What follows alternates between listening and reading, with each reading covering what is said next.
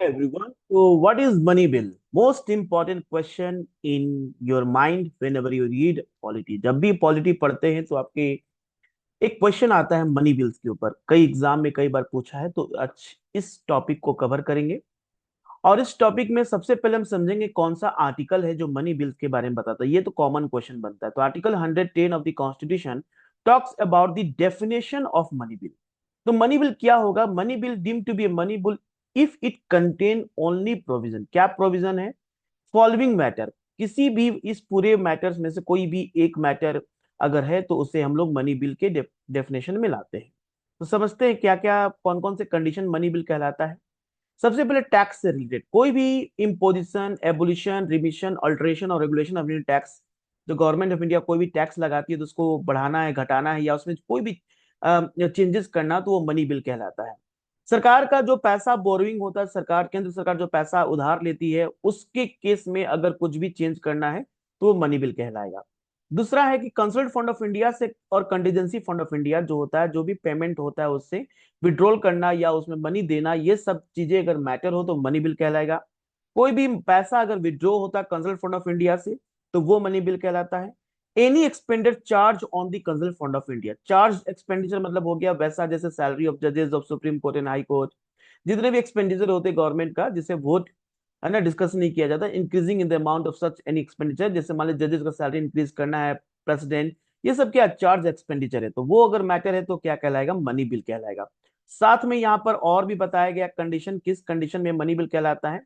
दूसरा है कि the recipient of money account of the conserve fund of India और the public account of India और the custody और issue of such money, the audit of the account of the union और state, तो ये सब क्या कहलाएगा? Money bill कहलाएगा। एनी मैटर, जो भी एबव का मैटर है, सब का सब मनी बिल कहलाता है। यानी कि अगर हम बात करें मनी बिल के एक शब्दों में तो टैक्स रिलेटेड, गवर्नमेंट का जो पैसा उधार लेने की बात होती है, conserve fund of India, contingency fund of India, तो कोई भी मैटर हो, पैसा का लेन देन हो, तो मनी बिल कहलाता है।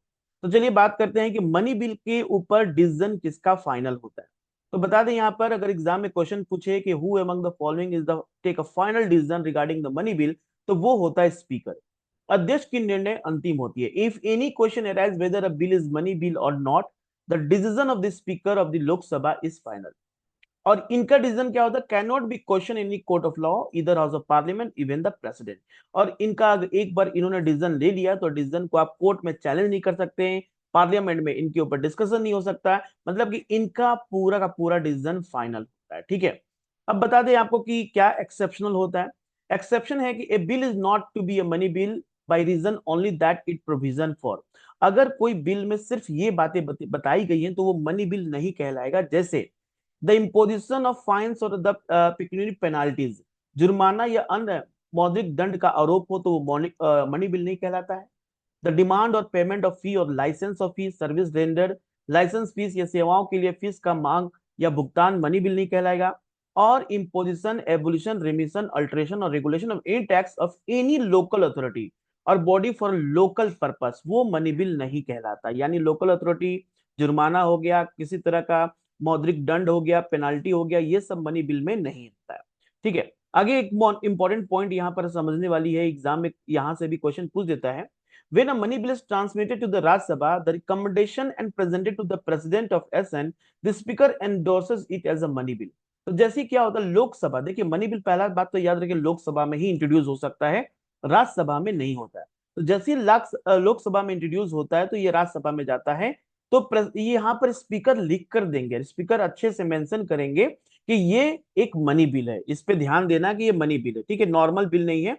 और मनी बिल जो होता है उसके कुछ इंपॉर्टेंट पॉइंट्स हैं जिसके बारे में आप जान लो। ठीक है, एग्जाम में स्टेटमेंट वाइज क्वेश्चन भी आता है कि कौन सा स्टेटमेंट सही है। तो सबसे पहले money bill can only be introduce in the Lok Sabha, introduce on president recommendation. यानी मनी बिल लोकसभा में इंट्रोड्यूस होगा और इसके इंट्रोडक्शन से पहले राष्ट्रपति की अनुमति लेनी जरूरी है या सिफारिश लेनी जरूरी होती है। Rajya Sabha has limited power, only recommendation. Rajya Sabha के पास बहुत ही लिमिटेड पावर होता है। राज्यसभा सिर्फ ना तो इसको रिजेक्ट कर सकता है, ना ही इसे अमेंड कर सकता है, सिर्फ रिकमेंडेशन दे सकता है। और लोकसभा के ऊपर सारा फाइनल अथॉरिटी है, लोकसभा ही डिसाइड करेगा क्या वो राज्यसभा का रिकमेंडेशन एक्सेप्ट कर रहा है या रिजेक्ट कर रहा है। ये सब लोकसभा के ऊपर डिपेंड करता है। और इस साथ में यहां पर बता दिया जाता है कि प्रेसिडेंट कैनॉट रिटर्न अ मनी बिल। तो राष्ट्रपति इस मनी बिल को रिटर्न नहीं कर सकते हैं, यानी वो इस बिल को जरूर एसेंट देंगे।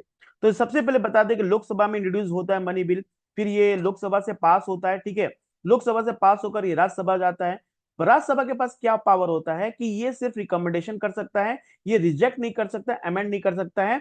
और ये मात्र 14 डेज का टाइम मिलता है लोकसभा को, ये विद इन 14 डेज के अंदर रिटर्न कर दे, राज्यसभा 14 डेज के अंदर इस बिल को रिटर्न कर दे। अगर राज्यसभा नहीं करता है 14 डेज के अंदर, तो समझा जाएगा लोकसभा ने उस बिल को, समझा जाएगा कि राज्यसभा से वो पास हो चुका। यानी कि यहाँ पर राज्यसभा के का कोई पावर नहीं होता। अगर राज्यसभा ने कोई रिकमेंडेशन दे भी दिया तो वो जरूरी नहीं है कि लोकसभा उस रिकमेंडेशन को फॉलो करेगा। अगर रिकमेंडेशन एक्सेप्ट हो गया तो बिल माना जाएगा कि दोनों हाउस में पास हो गया। अगर नहीं एक्सेप्ट किया तो भी माना जाएगा दोनों हाउस में पास हो गया। अगर बिल 14 डेज के अंदर रिटर्न नहीं होता तो भी माना जाएगा originally pass by the Lok Sabha. और यहाँ पर बताया गया प्रेसिडेंट के एसेंट के ऊपर भी कुछ कानून बनाए गए हैं कि प्रेसिडेंट क्या क्या इसमें कर सकते हैं। देखिए प्रेसिडेंट के पास जो तीन पावर चॉइस होता है, या तो बिल को साइन कर दे, विथ होल्ड कर दे, या रिटर्न कर दे। तो यहाँ पर finally when a money bill is present to the president, he may either give his assent to the bill or withhold his assent to the bill but cannot return the bill for reconsideration। यानी president के पास जो तीन choice होता है, ये accent दे दे, या दूसरा हो जाए आपका विथहोल्ड कर दे, या तीसरा हो जाता है क्या, ये रिटर्न कर दे। तो इस तीन चॉइस में से पहला दो चॉइस उनके पास होता है, तीसरा चॉइस नहीं है, वो बिल को रिटर्न नहीं कर सकते, विथहोल्ड कर सकते हैं। अब पता है आपको विथहोल्ड करने का पावर को हम लोग क्या बोलते हैं, सस्पेंसिव वेटो कहते हैं। हमारे यहाँ पर जब प्रेसिडेंट एक बार किसी बिल को, सॉरी, एब्सोल्यूट वेटो कहते हैं, सस्पेंसिव वेटो मींस रिटर्न, एक बार प्रेसिडेंट रिटर्न कर सकते हैं, सस्पेंसिव वेटो यूज नहीं कर सकते हैं। यहाँ पर ये एब्सोल्यूट वेटो यूज कर सकते हैं। So Lok Sabha has more power than Rajya Sabha regarding a money bill, while both houses have equal power with respect to the ordinary bill।